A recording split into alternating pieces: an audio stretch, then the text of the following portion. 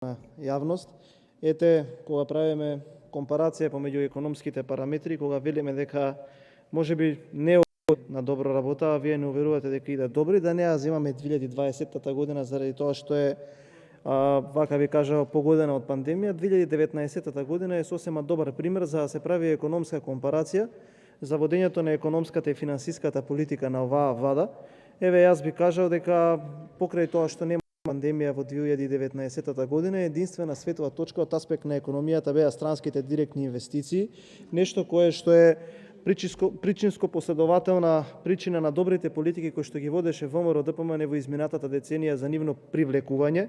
па така да можевме да видиме дека и растот на извозот кој што на тогаш беше позитивен во целата таа година, се базираше исклучиво на странските компании кои што владата на ВМРО ДПМН со добрите политики успеа да ги привлече тука и тие да останат и да ја реинвестираат својата добивка. Она кое што се нарекуваше и се вулгаризира дека тоа беа едно време логори на ВМРО ДПМН, каде што луѓето биле обесчестувани или нивниот труд не се чествувал колку што треба, се покажа дека во предпандемиската година беа единствената светла економска точка на нашата држава. Она кое што може да се види, ако еве 2020 година беше погодена од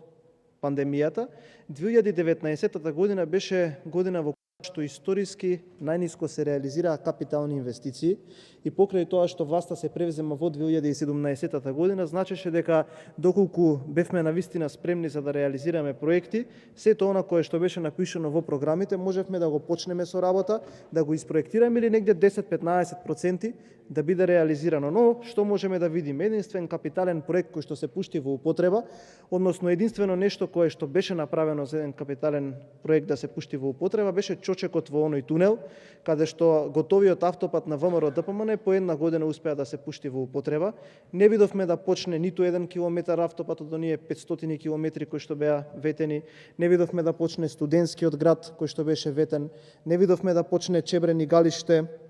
Не видовме да почне ниту она кое што се најавуваше, а кое што беше помпезно вака внесено во медиумскиот простор, односно ќе го цитирам Јанко Филипче, дека на крајот од 2019 година требаше да почне изградбата на клиничкиот центар, нешто за кое што сега јас и моите колеги, особено уште еден мој колега од ВМРО ДПМН од Ѓорче Петров, сме критикувани дека го кочиме да не биде во Ѓорче Петров, а во 2019 година, за волја на вистината, тоа може да се провери, Венко Филипче велеше дека на крајот од таа година и покрај тоа што немаше пандемија ќе почне со работа. Така да оваа завршна сметка за 2019 година е одлична прилика да видиме како и тогаш кога немала пандемија, владата на СДСМ катастрофално се справувала со економијата во нашата држава.